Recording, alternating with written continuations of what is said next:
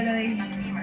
Paano Mo ba? ka ng mga magkukulang. After 25 minutes, ay pwede na itong hangin. Ilan ang anak mo Sobrang kamo? fluffy nito. At ang Tatanong sarap mo, pang merienda. isa kasama mo sa bahay, hindi nakakapagtrabaho dahil may karamdaman. Yung isa nasa Cavite, Opo. may pamilya Sa na. pamilya. Minsan-minsan nagpapadala naman sa iyo. Opo.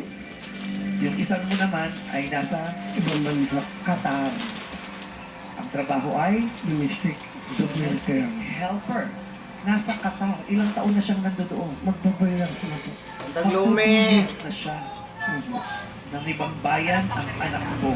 2 taon na ang nakakaraan pumunta ng Qatar upang magtrabaho at makipagsapalaran.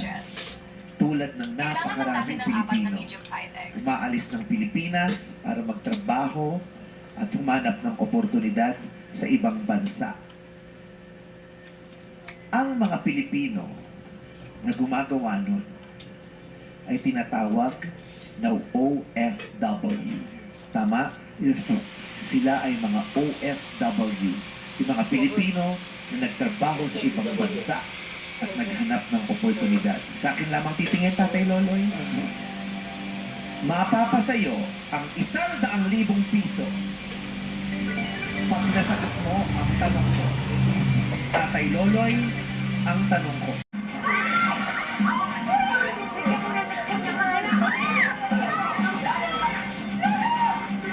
Takas yung mga preso natin. Ang yaman mo sabi sa akin. Hindi ako makakasal. Kaya kasalanan ko ni Basi eh. Tinatakas yung nilang banyo. Totoo ba nagkaroon ka ng pagkakat ang baril ng tanggol? Pwede mo ginawa.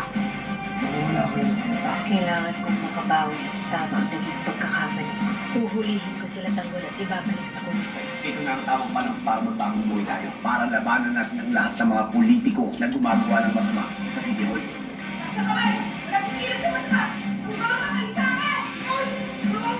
Hindi ko ba ang iyong palima? Hindi ka isusuko. Magkakamatayan tayo dito. Ano po ba naman ito? Alam ko na kung sino ako. Alam ko na kung anong dapat gawin. Hahanapin nila si Edong sa lahat ng posible niyang puntahan. Taguan, kasama na siya ng Amurao. Dahil nandito yung targets niya. Tayo ba? Puro naman mahuhuli sa agad, di ba? Kasi ka na, nasa their heads. Bago niya tayo patayin lahat. Malinaw Di na ba? yun. Ano? Simula yan kay Celestino, kuya. Huwag mo nang sundan! Hindi ka mamamatay tao! Kikita tayo. Pagtapas ko na tayo. Kailangan wala magtusa. Hindi naman pwedeng magsawalang kibulang ang proof. Kailangan ng lumabas ang katotohanan. Itong ginagawa mo! Kaharap-harap tayo sa korte. Kailangan nagyan ng flood control ang kasakiman. Saka tayo malulunod sa kahirapan.